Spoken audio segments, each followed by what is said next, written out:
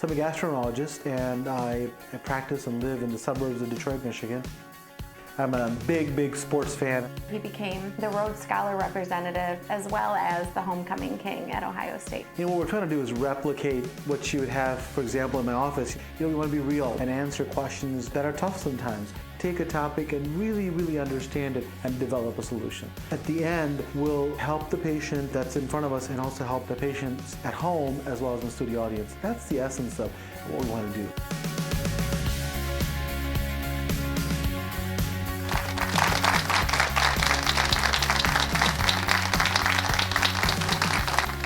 Welcome. Celiac Sprue. Did you know that over 1 million Americans may suffer from this disease? One of the most underdiagnosed conditions in our country.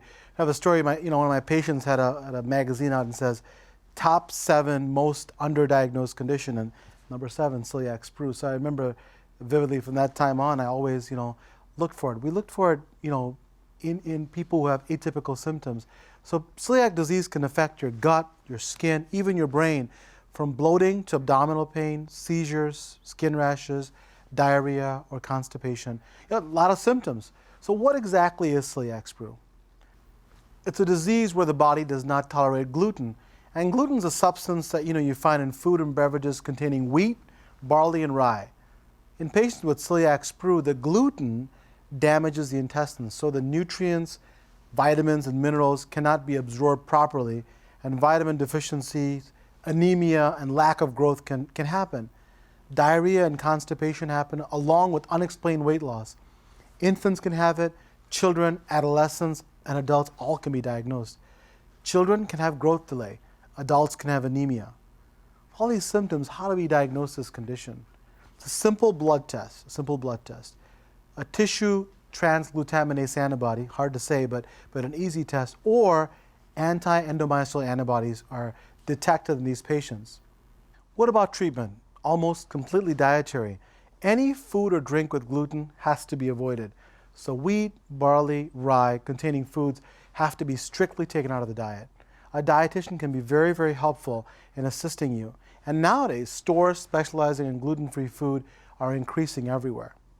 Restaurants have gluten-free menus and are popping up everywhere. And if the gluten-free diet's not enough, then sometimes steroids need to be used. However, the diet normally is adequate for treatment. Celiac disease is associated with many other autoimmune disorders like lupus, rheumatoid arthritis, intestinal cancer also can be found at a greater degree with celiac disease. It's vitally important that if you have symptoms suggestive of celiac disease, you should see your doctor or healthcare professional immediately. With a diet to avoid gluten, patients do really well. Support groups are available to help, including the Celiac Society of America. Now, David Nemer is a young man who suffered for many years before being diagnosed with celiac sprue. He'd like to share your story. Take a look at this video. Well, I grew up with having a medical condition, didn't know what it was, and basically over time, I finally went to the doctor and found out that I have this disease called celiac. And with being allergic to wheat, barley, and oats, my body processes those products differently. Growing up and being young, not realizing my medical condition, of always having to run to the bathroom at inopportune times, and basically an emergency status that unless you get yourself checked out, you won't know what this is. And I've had a lot of people say, oh, it's a spastic colon or your nervousness system. Or it's simply put in layman terms like IBS. And basically, I put that off thinking that it was something of normal stature or being nervous. And because of that, I didn't get checked out. And now that I know that I can get checked out, now I know the conditions, it basically allows me to eat properly so that I don't have this condition continue. That was great. When we come back, let's meet David Nemer. Don't go away. This condition is something that, obviously when this condition strikes, there's not much time before you need to find a restroom, things like that. So it's definitely difficult.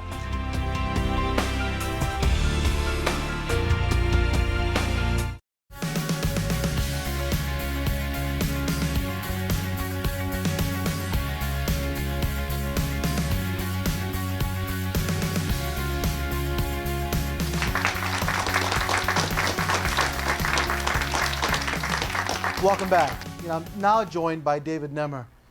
David, thanks for coming. Can you tell everybody a little bit about yourself and so they know a little bit about you? Sure. I'm 41 years old. Okay. I grew up in Michigan and been dealing with this symptom for all my life, but didn't really know what it was or how to treat it. And so it's been a lifelong journey, but finding out has changed my journey now. I mean, more about who you are. I mean, do you have any kids and what you do, Sure. that kind of thing? Yep, I have two great kids, Okay. wonderful wife. Right now I'm in the real estate industry and it's keeping really busy. That industry will make any symptom worse right now. Absolutely. In any part of the country, especially this one. You said that you had some problems. How long, David, do you think that you've had GI problems or gastrointestinal symptoms, as far as you can remember? Until I was diagnosed with what I have, I look back at it and I realized that it's been happening all my life, but really didn't know what it was called and didn't know how to address it, especially when I was younger. How old were you? Do you remember when you first remember having any problems? Were you a teenager or even earlier than that? Actually, earlier than that. I can remember going back to third grade and having issues. Oh, wow. And Third grade? yeah, I actually can remember that. So like 8 or 9? Right. And the hard part is that back then you don't know how to express yourself. You don't think that there's anything medically wrong with you. You just think that there's some kind of condition that it just is what it is. And as you grow older, you start investigating more. And I came upon this by speaking with my doctor.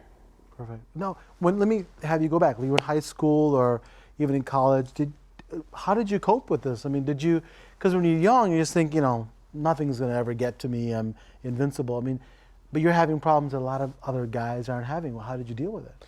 Very frustrating. A lot of times you would make arrangements to go either later or not go at all to functions, to hang out with your friends. And so you're always thinking 2 or 3 steps ahead before you go anywhere, because this condition is something that, obviously when this condition strikes, there's not much time before you need to find a restroom, things like that. So it's definitely difficult. The key points that David's making is that, before, when even as a teenager, young adult, he's, the bathroom controls his life. You have to know where every bathroom is, and every event has to be controlled by that. And that's no way to live, rather. So, you have to understand that people think, well, going to the bathroom is not a big problem, but when it controls your life, it can be a huge problem. Now, let me ask you this, David. What diagnosis did people give you before you were given your real diagnosis?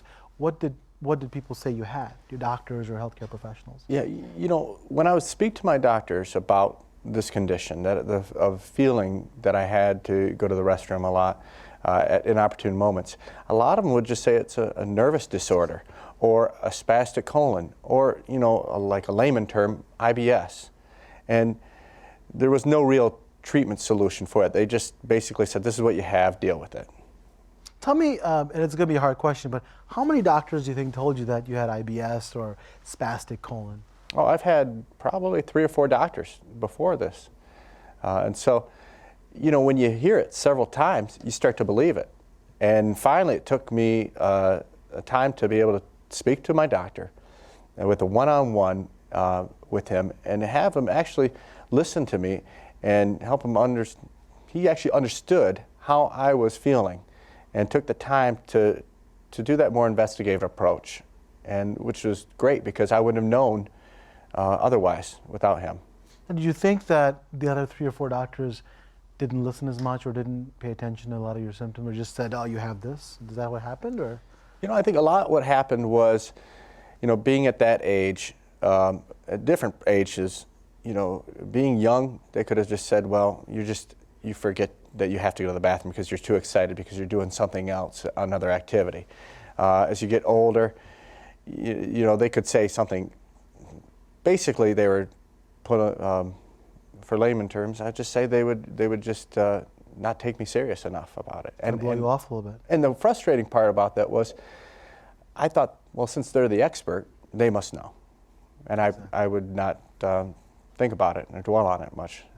And he's making an important point. For those of you at home, you don't want to go see 15 doctors, obviously, and keep asking them for an answer you want, but you know, a key thing, you're young and you felt like people weren't taking you seriously. And this is the key we say in a lot of our segments and a lot of our shows, that take control of your healthcare. If you can't find somebody who can help you, you know, if the people that are trying to help you or say that they're helping you or not, find somebody who can and get another opinion. So I was going to ask you, my next question is, so you've been told by all these people, why did you get another opinion? What made you think that, you know, what's been told your whole life, why would it be different now? What made you go to see somebody else?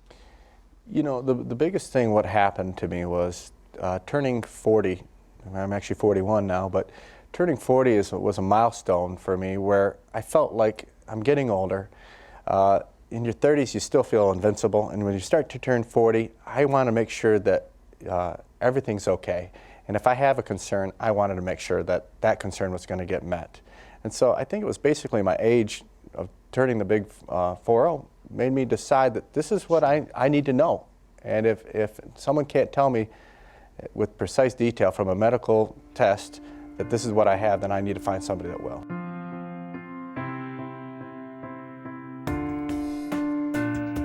You know, it really affected my life with the friends, of wanting to go out with them or not wanting to go out with them, depending on where we were going, whether it was large venues of concert halls or places that were not easy to get to a restroom very quickly, you know, like going to see the Detroit Red Wings.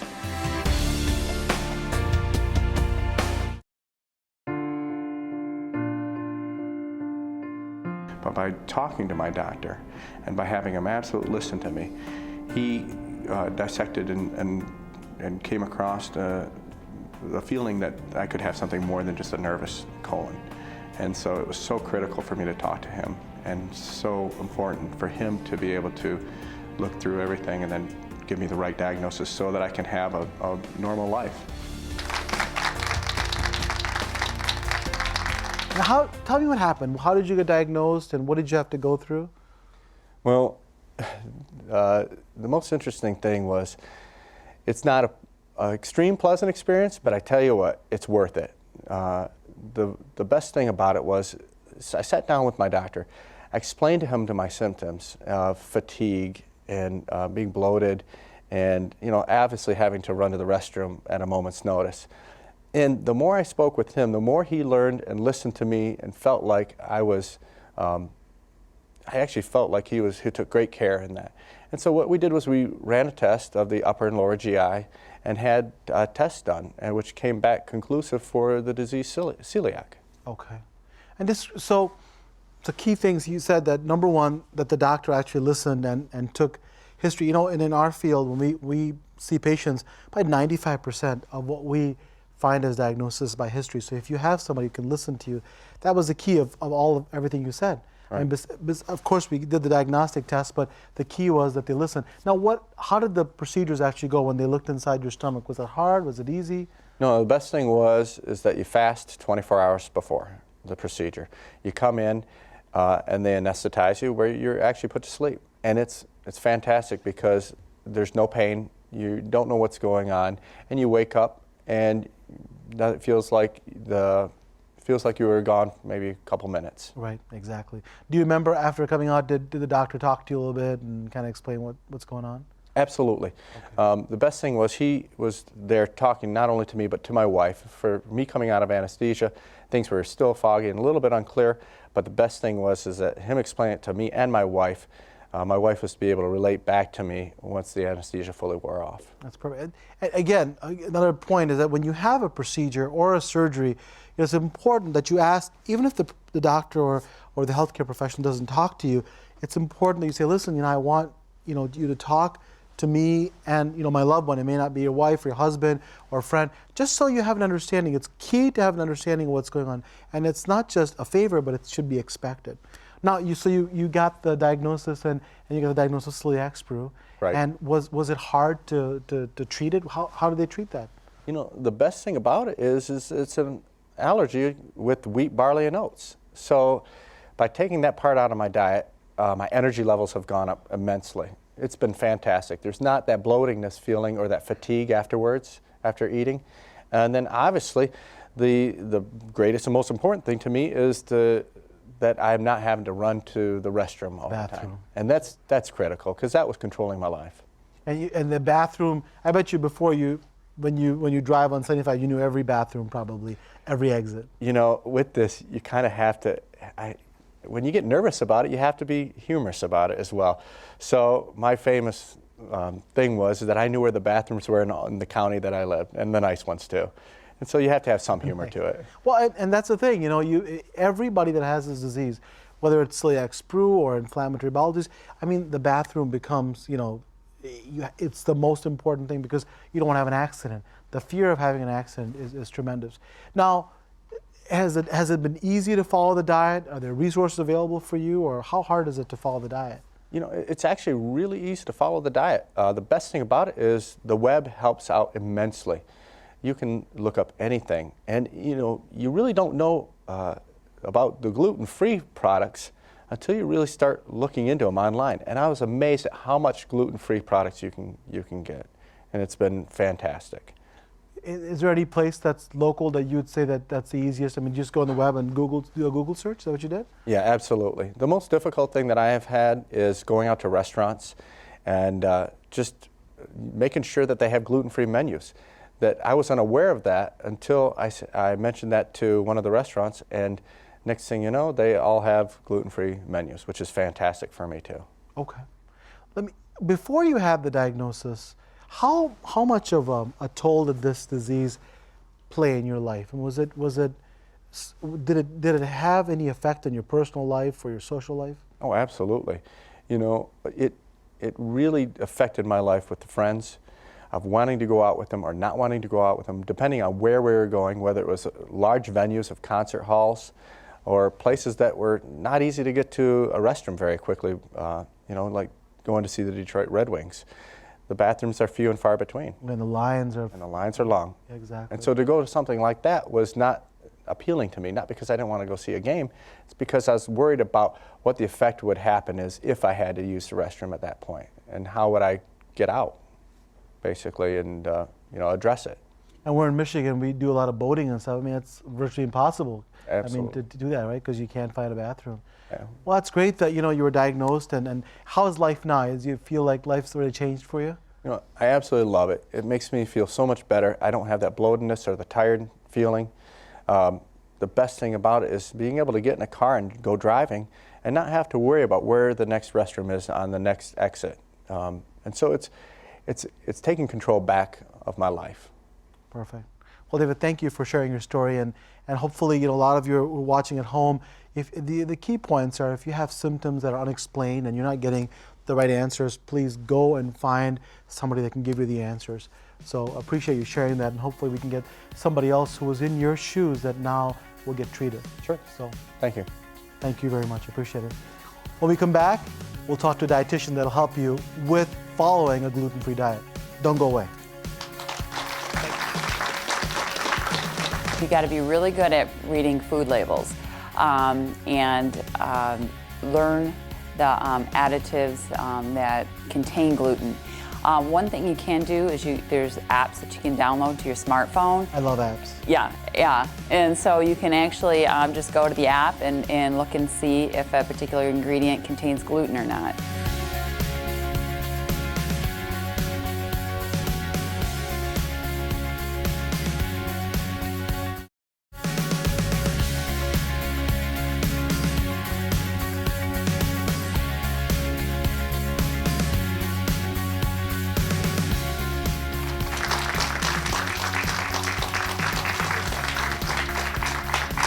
Welcome back. We're now joined by dietitian Amy Gluck. Thank you for coming to our show. Thank you for having me. Oh, no problem. You know, can you tell us a little bit about yourself, Amy?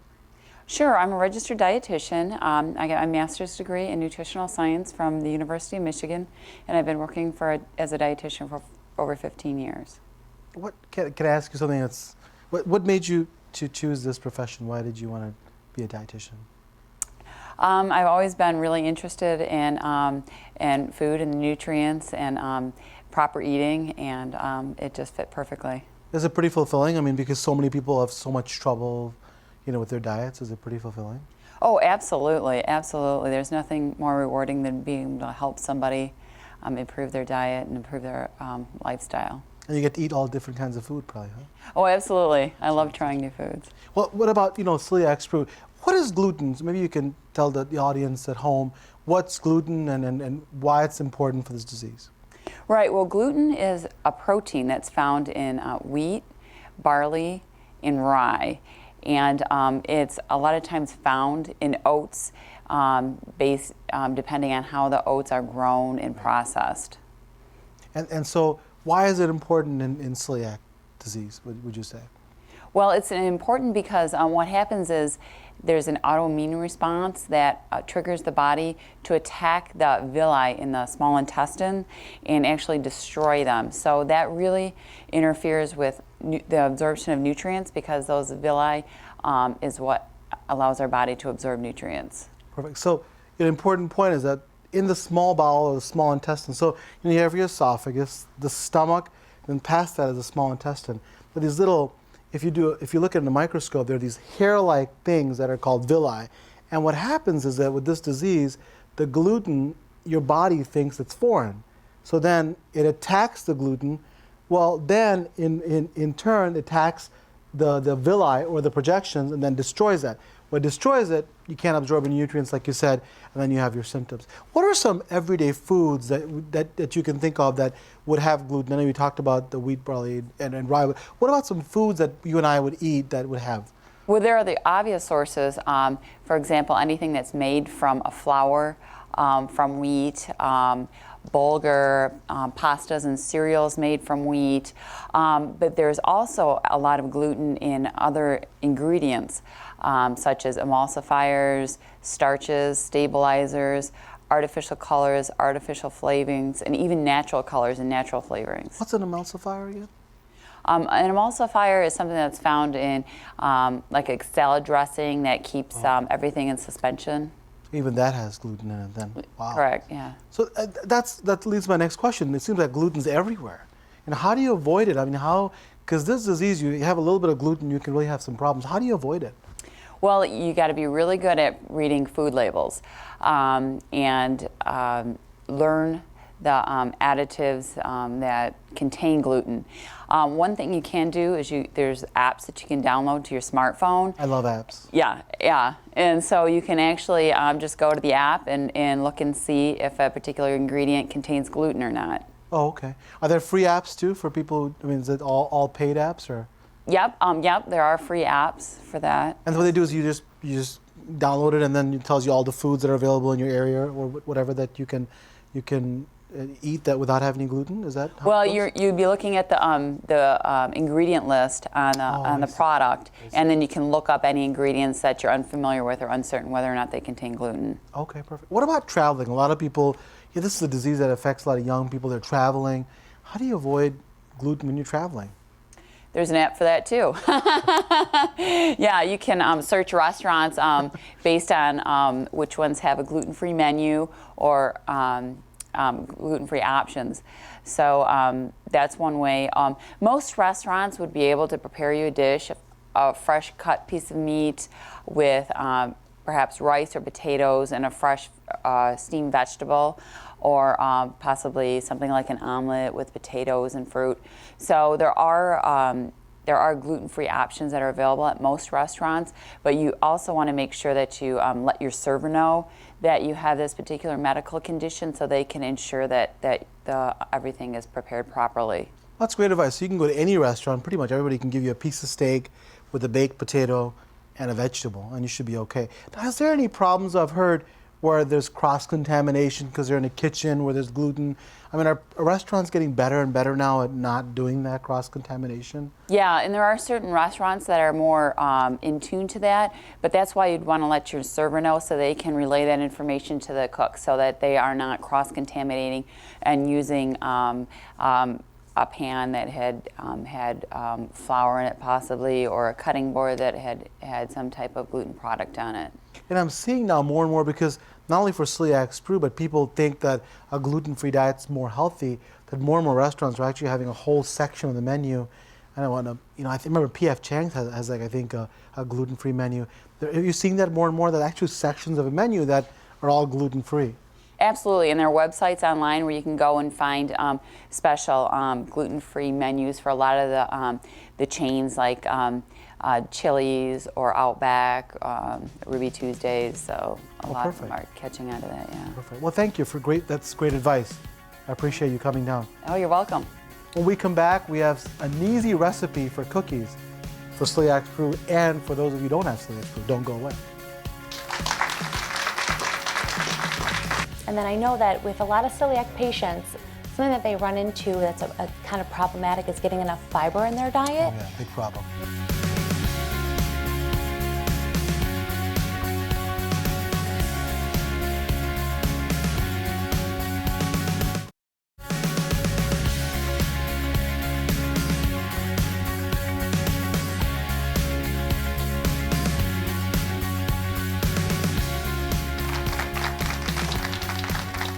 Let's welcome now Jamie Krasman. Jamie, How you doing? thank you for being here. Thank you. Hey, tell the audience at home a little bit about yourself, and so we get to know you a little bit.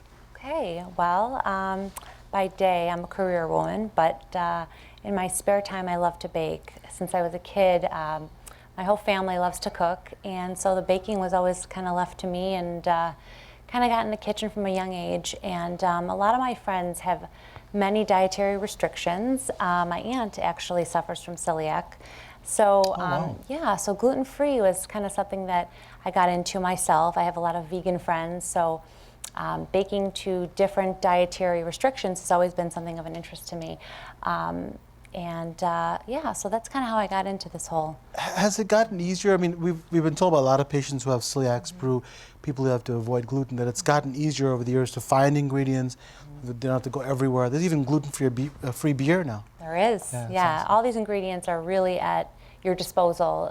Local grocery stores, Whole Foods, even Trader Joe's now has their own line of gluten-free oats. So, yeah. Okay. Well, tell us a little bit. You brought some ingredients for us, and maybe you can talk about. Smattering. Yeah, please. Sure. Okay, so chocolate chips, to start out, there are a couple of different brands, actually many brands I'm finding now are gluten-free. This one happens to be dairy-free as well and nut-free for anybody who has many restrictions.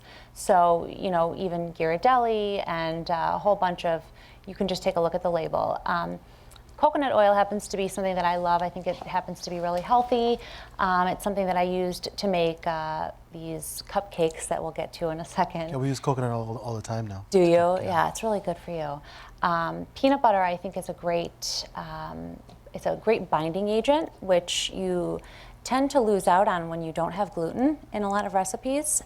It's a good binding agent. Almond meal. So what is that? The binding just keeps things together, kind of in cookies and stuff? Yeah, in the cookies, yeah. So instead of using a whole, you know, replacing it with a lot of butter, which is I love obviously, butter. yeah, well, you know, you and Paula Can Dean, you right? Yes.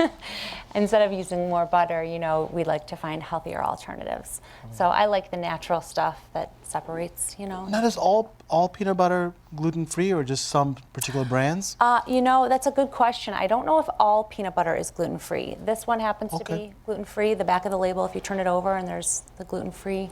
Almond meal, almond flour. This one I love. It's a good replacement. It gives it like a nice nutty flavor. So if you're using something like, for instance, these cookies don't actually have it in it, but if you're using something that does have a nutty flavor, that's a good alternative as well. Brown rice flour.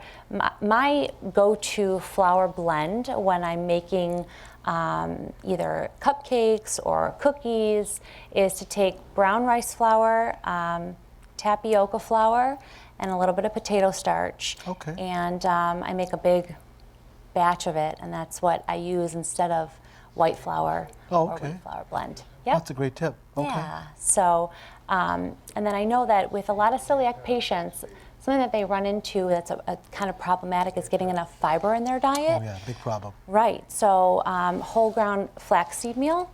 And it's important that you do ground flaxseed meal because the benefits of flaxseed are kind of lost when you have the actual whole seed. So getting it ground is really important, but it adds a lot of fiber to your diet. And then again, we talked about, I think you touched on it in the segment about the farming, the way that the oats are farmed. Right, right. Right. So Bob's Red Mill, as well as I think I had mentioned that Trader Joe's has a dedicated farm to gluten-free oats. wow. Yeah, so the reason that some of the oats in our country are contaminated, so to speak, is because the soil cross-contaminates with wheat products. see. Right, and so I wouldn't know that. yeah, the farming equipment Okay. has,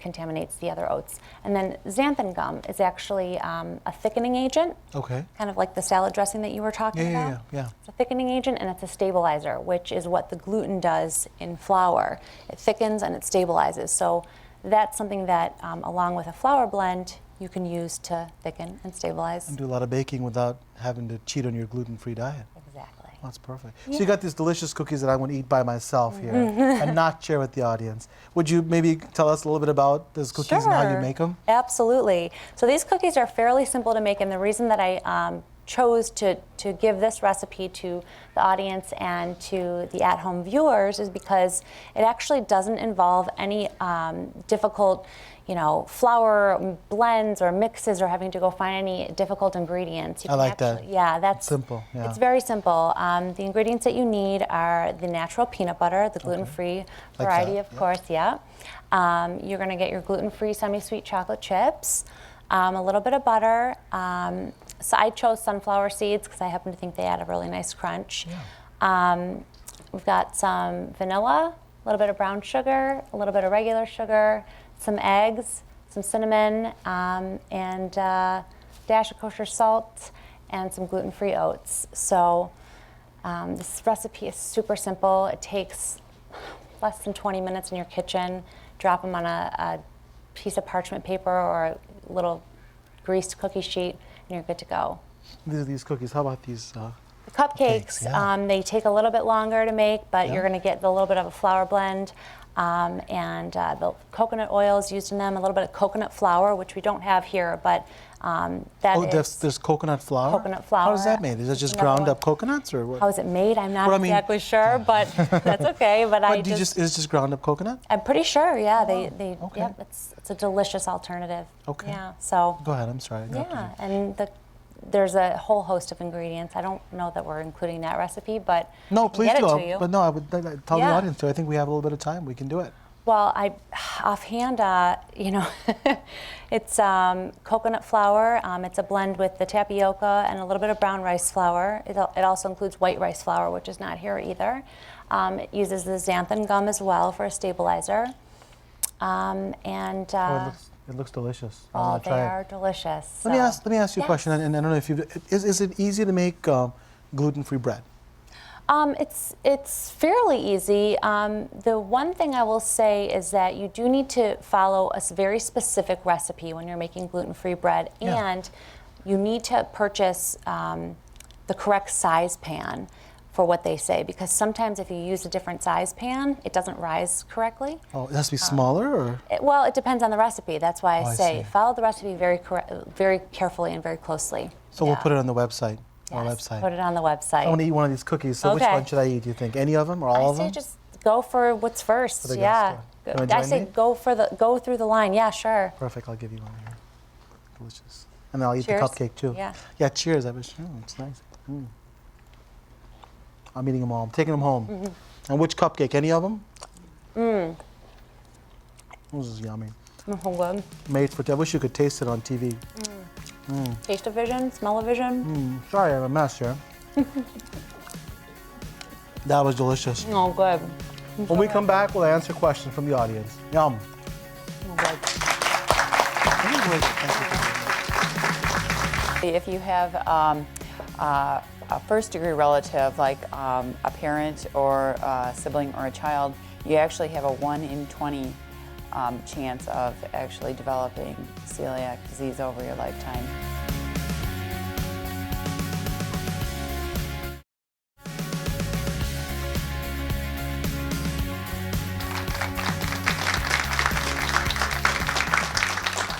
Welcome back. It's now time for us to take some questions from our studio audience. You have a question? First question, please.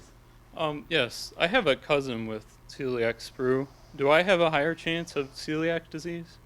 It's a great question. Yeah, the question is that is there some hereditary component or idea to celiac sprue? There is. You know, not everybody that has celiac sprue obviously has a family member that has celiac sprue, but if you do have a family member, you're at higher risk of having celiac sprue. What do you think, Amy? Any thoughts at all? Yeah, well, actually, if you have a first-degree relative, like a parent or a sibling or a child, you actually have a 1 in 20 chance of actually developing celiac disease over your lifetime. Now, if it's a third-degree relative, like a cousin per se, or an aunt or an uncle, then the chance is about 1 in 40. So it is increased in the general population, obviously, because if you have 1 million people, it's 1 in 200 or so, so definitely increased. But if you have a first-degree relative, it's much more. Thank you. Next question, please. Hello. My daughter has frequent abdominal pain and bloating, and sometimes she has diarrhea and constipation.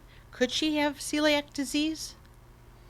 Absolutely. You know, you can have either diarrhea or constipation, mostly diarrhea from celiac sprue, but definitely with the kind of problem she's having with the bloating and pain and diarrhea and constipation, she can have celiac sprue. There are other diagnoses that she can have as well. So the best opinion that I have is to have her see the physician or a health professional to see all the possibilities, including celiac sprue. Amy, what do you think? Absolutely, she should definitely be screened.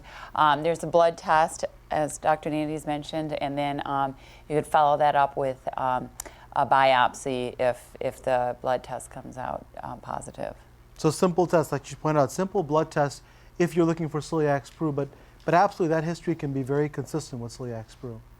Next question, please. Dr. Nandi, you said that there's an increased risk of cancer with celiac sprue. What types and why? That's a great question. So celiac sprue, what happens is that you have inflammation of the bowel, like we talked about, from the fact that the body is allergic, let's say, to gluten, and then the own body's immune system attacks the gluten and attacks the small bowel. And that inflammation and irritation can then give an increased risk for intestinal cancer. So it's very important when you want to feel good and you don't want to be bloated or have any diarrhea or pain, but also you want to heal the lining, because if you heal the lining, then your risk of the cancer decreases. Amy, any thoughts? Yeah, and the longer you go without diagnosing it, the greater the risk of developing intestinal cancer. That's a great point. And people think, you know, I'll cheat a little bit and not, you know, I'll kind of be gluten-free some of the time. You don't want your body to be exposed, if you are having the disease, exposed to gluten, so that it can have that immune reaction or that inflammation or irritation start again. So stay with us now. We'll be back with more questions after this. Thank you. And it also, it can kind of come on later in life. It can be triggered by an event, such as a surgery or a childbirth, or a viral infection can really trigger the celiac. So it's something that can just kind of show up later in life as well.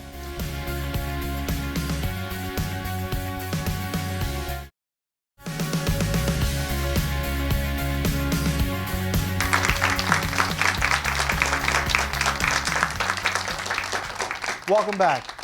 Now, more questions from our audience. Yes, can a gluten-free diet be used for other conditions besides celiac sprue? Well, it's a great question, because now everywhere in the media you talk about gluten-free diets for everything. I'll let Amy handle this one. Well, actually, a gluten-free diet is going to be great for people with celiac disease, as well as people who have gluten sensitivity or a gluten allergy. You know, the nice thing is that you're absolutely right. Nice thing is it's a healthier diet than most people have. So people who have, for example, reflux disease that I see, they say, you know, I feel better after a gluten-free diet. Or other diseases that really shouldn't respond specifically to gluten-free diets, they do better, because in general it's also a healthier diet if followed properly. So, next question. Hi, are there medications for celiac sprue instead of diet? You know, it's a great question. Most of the time, diet is all you need, and if you're compliant, if you follow your diet well with a gluten-free diet, you can control your disease. However, in certain cases, we call it refractory sprue, or the celiac sprue actually doesn't respond to the diet. In those cases, you may have to use medicines that decrease your irritation, like corticosteroids, and sometimes medicines that we call like Imuran. But on the whole, you use diet to control it, and if you're compliant, most of the time you do well, but infrequently you have to use medicines. Amy, any thoughts? Yeah, there's no cheating on this one. You absolutely have to follow a gluten-free diet regardless. Yeah, absolutely. Next question, please. Hi, why is the disease so underdiagnosed? You know, it's a very good question because there's a very easy blood test. The problem is that sometimes the symptoms are so subtle. Not everybody's going to have and say, I have diarrhea, I have pain, I'm losing weight. It may be much more subtle. I have a little bloating, a little discomfort, and I have diarrhea some of the time. There's a whole spectrum, you know, from being very severe to mild. And I think people tend to, number one, ignore their symptoms until they're late, and a lot of healthcare professionals don't recognize it until it's severe. And I think, but more and more now, people are recognizing it. Amy, what do you think? Yeah, and some people have no symptoms at all. And it can kind of come on later in life. It can be triggered by an event, such as a surgery or a childbirth, or a viral infection can really trigger the celiac. So it's something that can just kind of show up later in life as well. And a key point she made also is that it can be without any symptoms at all. So you can imagine you have this and have a very mild version of this, and you have no symptoms at all. So it's difficult to diagnose clearly, but we're getting better and better. Well, I'd like to thank my guests, David Nemer, Amy Gluck, and Jamie Krasman. Thank you very much. I really appreciate it. When we come back, it's time for Partha's Prescriptions. Please don't go away. Thank you.